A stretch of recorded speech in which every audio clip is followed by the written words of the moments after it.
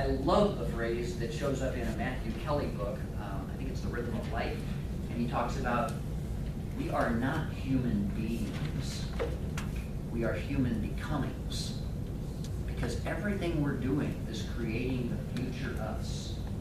So if we're doing very little, we're probably staying stagnant. And if we're doing many intentional things, we're actually creating a different person.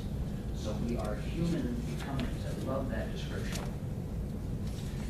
I am really excited as a coach. The whole focus of assessment and learning.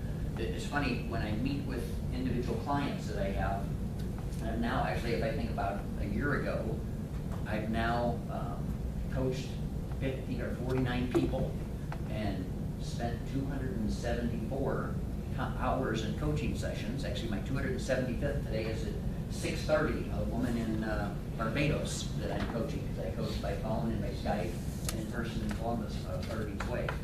So I look at the changes that happen, and as a coach, one of the things that I do is I help hold people accountable to commitments that they've made. But a coach's orientation is so much different than a typical orientation. If you think about an accountability partner, if you're like me, think, okay, so you said you were going to call Bob on Tuesday. Did you call Bob? You didn't call Bob. You said you were going to call Bob. I'm your accountability partner. I am going to help you call Bob. You know, and that's what people think of when they think of in terms of an accountability partner. A coach comes from a radically different orientation. My number one concern and focus is that of the person's learning. So I actually tell my clients, I said, you know what? You made 7 commitments. I don't actually care whether you do any of them. This is for your benefit, you know, so it's not helping or hurting me.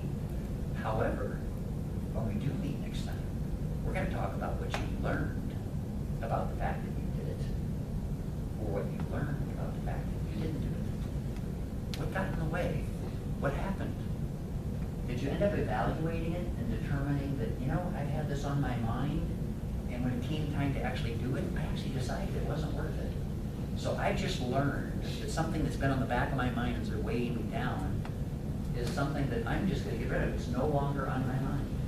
Could be the other side of the coin. Somebody got all 7 of their things done, and it, rather than just like a project manager, because they've got a bunch of years of project management, it's like the important thing is check it off. Okay, did you get that one done? Good. Next one, check it off. And it's like, no, as a coach, it's like, okay, let's talk about the 7 you got done.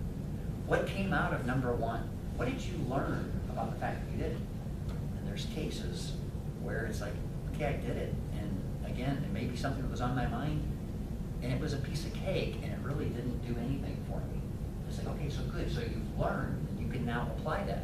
Other cases, I definitely had a number of these, where it's like, well, it was really hard, and I almost didn't do it, but the bottom line is I told myself at 7 on Tuesday I was going to do this, and I actually did it.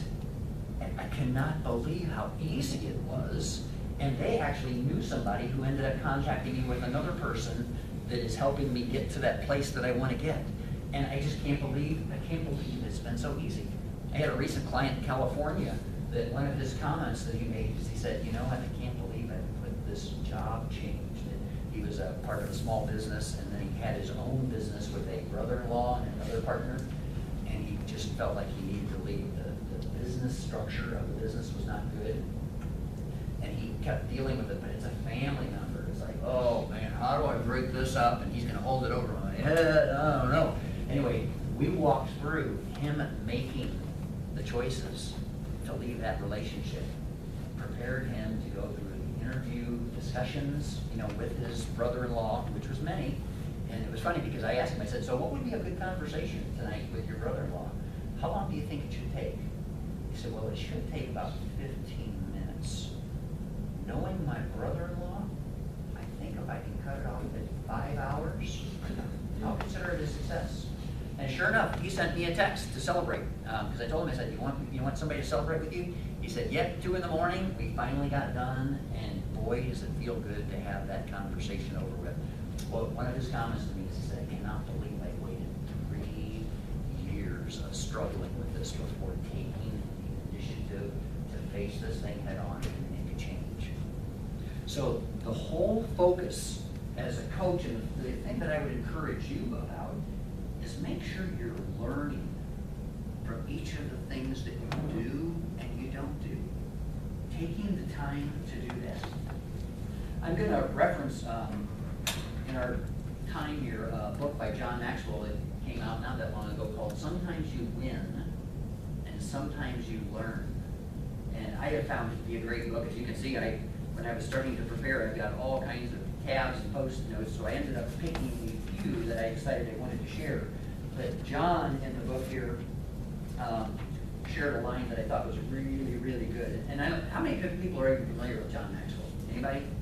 Okay. He's written like 75 books about leadership over the past 33 years, so he's a guy that's very focused and very educated on the topic of leadership.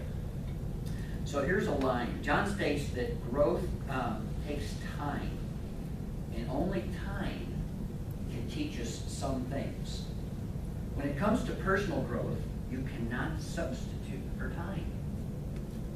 So as I look back at that year that I just mentioned and how things have changed for me, a whole bunch of those things weren't going to just happen. It wasn't going to be a 5-minute investment of mine. I was going to have to invest time to do that. Yet then John goes on to say, yet the mere passage of time doesn't